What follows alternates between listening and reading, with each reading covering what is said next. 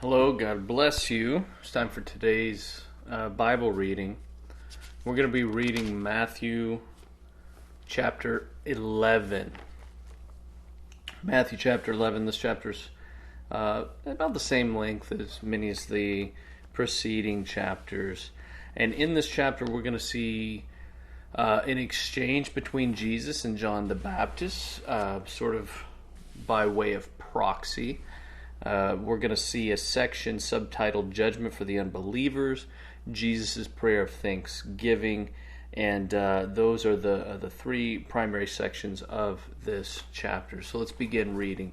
Matthew chapter 11, verse 1 begins, "When Jesus had finished giving these instructions to the 12 disciples, he went out to teach and preach in the towns throughout the region. John the Baptist, who was in prison, heard about all the things the Messiah was doing, so he sent his disciples to ask Jesus, 'Are you the Messiah we've been expecting, or should we keep looking for someone else?' Jesus told them, 'Go back to John and tell him what you've heard and seen. The blind see, the lame walk, the lepers are cured, the deaf hear, the dead are raised to life, and the good news is preached to the poor. Tell him, God blesses those who do not turn away because of me.' As John's disciples were leaving, Jesus began talking about him to the crowds. 'What kind of man did you go into the wilderness to see? Was he a weak reed swayed by every breath of wind, or were you expecting to see a man dressed in expensive clothes? No. People with expensive clothes live in palaces. Were you looking for a prophet? Yes. And he's more than a prophet. John is the man to whom the scriptures refer when they say, 'Look, I'm sending my messenger ahead of you, and he will prepare your way before you.' I tell you the truth, of all who have ever lived, none is greater than John the Baptist. Yet even the least person in the kingdom is greater than he.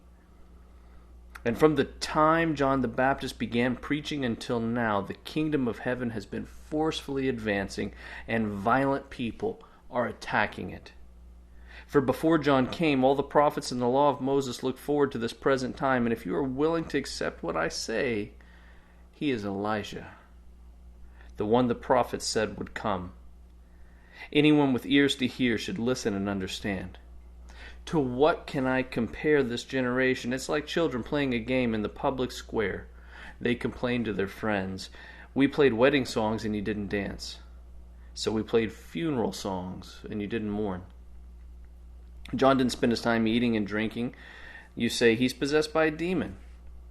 This Son of Man, on the other hand, feasts and drinks, and you say he's a glutton and a drunkard, a friend of tax collectors and other sinners. But wisdom is shown to be right by its results." Verse 20, "Then Jesus began to denounce the towns where they had done so many of his miracles, because they hadn't repented of their sins and turned to God. 'For what sorrow awaits you, Chorazin and Bethsaida? For if the miracles I did in you had been done in wicked Tyre and Sidon, their people would have repented of their sins long ago, clothing themselves in burlap and throwing ashes on their heads to show their remorse. I tell you, Tyre and Sidon will be better off on Judgment Day than you.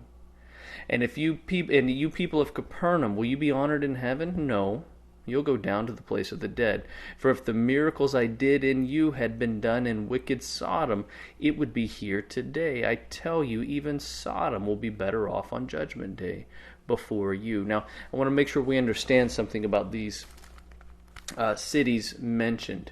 There are 6 cities mentioned here. He references in verse 21 2 cities that exist in his day. They still exist now. And what he's doing is he's drawing a parallel. He's speaking to cities that he's ministered in recently, and he said, "You guys didn't accept my message." And he contrasts them with 3 cities. In other words, he speaks to 3 cities that he's ministered in, and he says, if the miracles done in you had been done in cities like Sodom, cities like Tyre, cities like Sidon, they would have repented, and you haven't repented. Now, I want to make sure you understand that we know from the Old Testament, Sodom, the city of Sodom, was completely destroyed because of their sin. Tyre and Sidon were not destroyed. In fact, those cities are still there today. They're on the Mediterranean coast in Lebanon. And I've actually visited both of these cities. There are ruins there from this time. It's really interesting to see. But these cities were not destroyed the same way Sodom was. Verse 25, at this time Jesus prayed this prayer. O Father, Lord of heaven and earth, thank you for hiding these things from those who think themselves wise and clever, and for revealing them to the childlike. Yes, Father, it pleased you to do it this way. My Father has entrusted everything to me. No one truly knows the Son except the Father, and no one truly knows the Father except the Son, and those to whom the Son chooses to reveal him. Then Jesus said, come to me, all of you who are weary and carry heavy burdens, and I'll give you rest. Take my yoke upon you. Let me teach you, because I'm humble and gentle at heart, and you'll find rest for your souls. For my yoke is easy to bear, and the burden I give you is light. I want to just highlight something else that we saw in the first part of this chapter, and I'll be quick because I don't want this video to be very long. But we see in this exchange with John the Baptist, and in particular, the remarks Jesus makes about John the Baptist after the exchange with John's followers.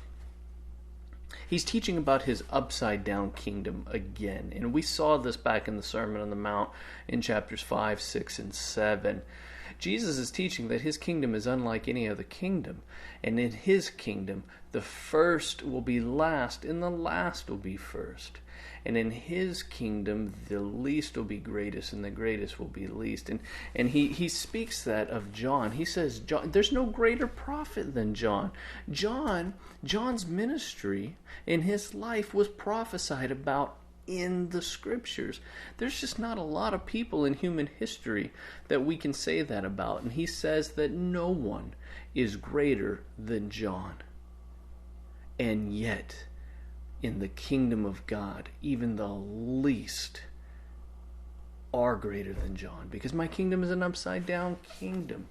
And we use that language to really model what Jesus is saying about his kingdom and how it's a sacrificial kingdom. It's a kingdom where we live our lives for others, not ourselves. It's a kingdom where we give away, not to seek and accumulate for ourselves. It's a kingdom that lives life like Jesus lived his life. And we call it upside down, but it's really right side up. It's really the way it was always meant to be.